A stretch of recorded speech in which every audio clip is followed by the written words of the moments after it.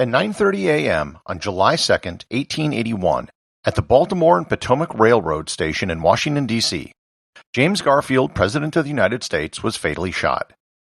It's an event that, quite frankly, really doesn't get the attention that other political assassinations have received.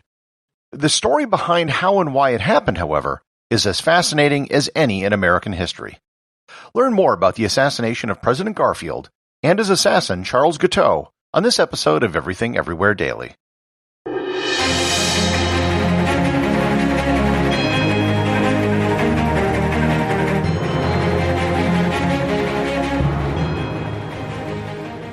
Sure, we're all dying to get back out on the road again, so maybe it's a really good time to look at the myths, cliches, and assumptions that we tend to make about travel.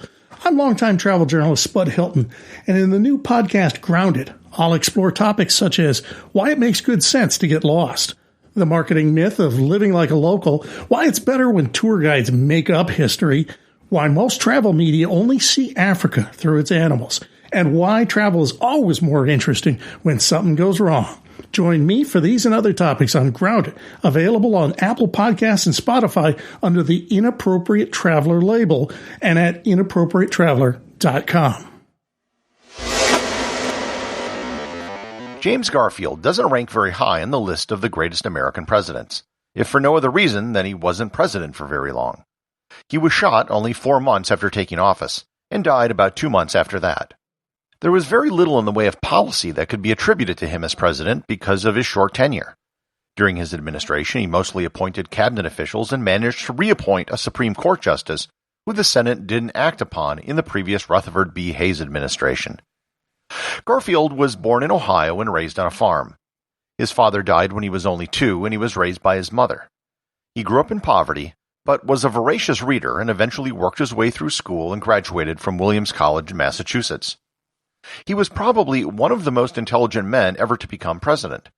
He was fluent in both ancient Latin and ancient Greek, and it was said that he was ambidextrous and could write in both languages simultaneously at the same time with both hands. He studied law and passed the bar in Ohio, and was elected to the Ohio State Senate. He joined the Union Army in the Civil War, and in 1862, at the age of 31, he was promoted to the rank of brigadier general. The same year, while still serving in the military, he ran for Congress in a safe Ohio Republican seat. While accepting the nomination, he refused to campaign so he could spend more time serving in the war. He was a radical abolitionist. He wasn't fighting to preserve the Union, he was fighting to end slavery, and he felt Lincoln was too lenient on the rebel leaders. He stayed in the House of Representatives after the war and remained a staunch Republican. When he was nominated for president in 1880, he wasn't seeking the job. He was a compromise candidate chosen on the 36th ballot at the nominating convention. He defeated former Union General Winfield Scott in a close election where he won the popular vote by only 1,898 votes. The far more interesting part of this story is the story of his assassin, Charles Giteau. Of the 4 men who have killed U.S. presidents, 3 of them, it could be argued, did so for political reasons. Giteau did so because he was insane. Or at least, I don't see how you can hear his story and not come to the conclusion that he was insane. Giteau was born in Illinois in 1841. His mother died when he was young from what was diagnosed as postpartum psychosis, which is one of those 19th century ailments which really doesn't exist anymore. He moved to Ann Arbor, Michigan to attend the University of Michigan, but failed the entrance exam. It was the first in a lifelong series of failures. From there, he moved to New York State, where he joined a religious group known as the Oneida Community. The Oneida Community was one of many 19th century utopian Christian communities which had taken root in the United States. The Oneida Community was different. They had a set of beliefs that placed them well outside mainstream Christianity, especially in the 19th century. If they existed today, we'd probably call them a cult. For starters, the Oneida Community were called perfectionists. They believed that Jesus already returned in the year 70 and that they were able to create a perfect world here on earth now. One of the ways they practiced this was through the process of mutual criticism. They would have group meetings where everyone could criticize everyone else. They were also extremely bureaucratic. For a community of between 1 to 300 people, they had 27 standing committees and 48 administrative sections. The most controversial part of the Oneida Community was their practice of complex marriage. In their eyes, everyone was married to everyone else. They rejected monogamy and practiced and coined the term free love. All child raising was done communally and not by the parents, and any children which were born were done so by a committee where the mother and father were selected beforehand. There is a whole lot more to be said on this subject, but I try to keep the podcast clean, and it's not really relevant to the subject at hand. Charles Giteau didn't fit into this community at all. He was there for about 5 years, and during that time, he was rejected by pretty much everyone in the community. He was often called Charles Get Out, which he eventually did.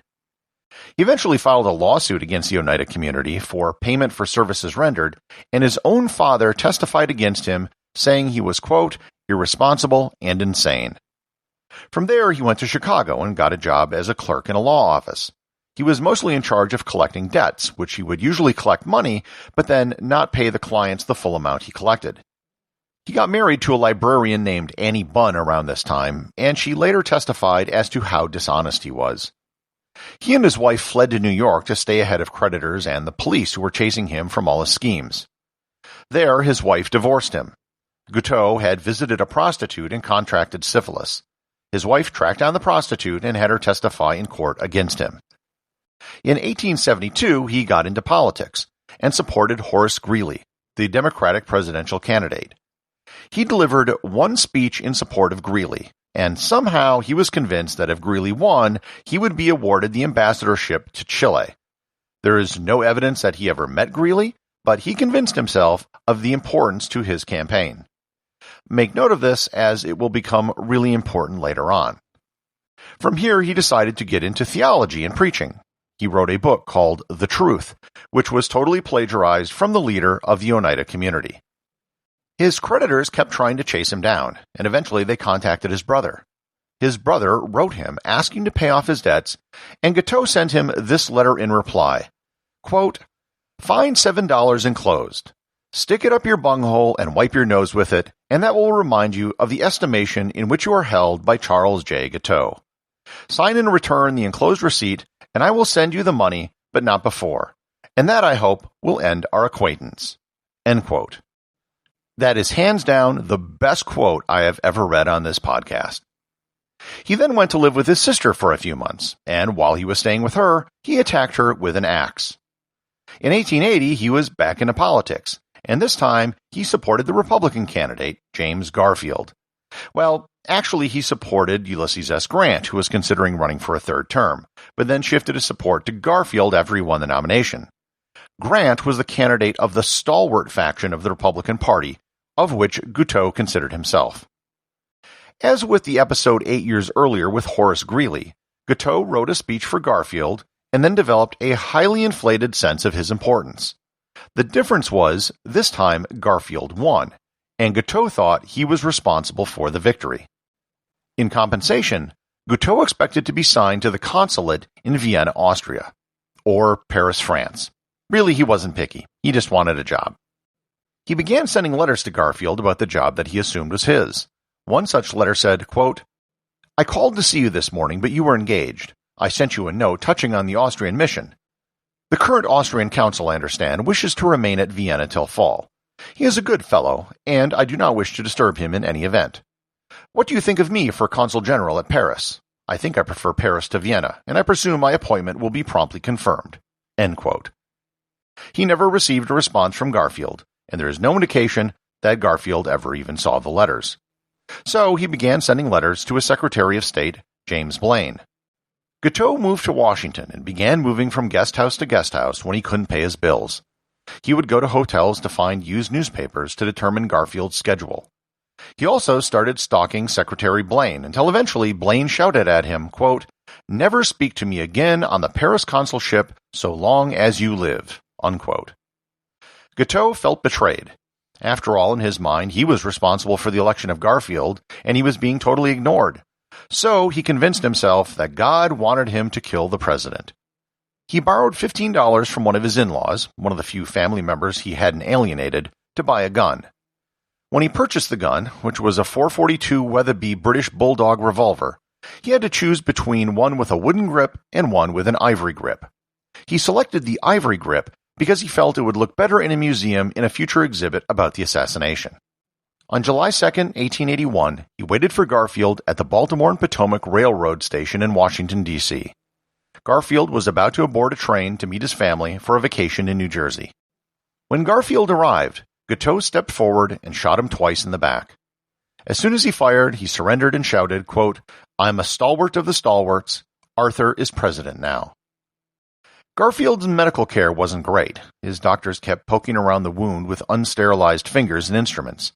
He developed an infection, and on September 19th, he died 11 weeks after the shooting. Many people believe that Garfield would have lived if the doctors had just left him alone. With the death of Garfield, Giteau was now charged with murder. Giteau submitted a plea of not guilty and wanted to represent himself. The government insisted on an attorney for Giteau, but the attorney quit within a week. It was one of the first high-profile trials where an insanity defense was considered. One psychiatrist who testified said, quote, "Giteau is not only now insane, but that he was never anything else." During the trial, Giteau's behavior was bizarre to say the least. He would often swear at the judge. He would read long, rambling epic poems during the trial. He even sent a letter to the new president, Chester Arthur, saying he should set him free because he was the one who made him president. Giteau was oblivious to how the public perceived him. He thought he was incredibly popular and would often wave to the crowds outside of the courthouse. He even planned to go on a lecture tour after the trial and run for president in 1884. In reality, he was the most hated person in the country.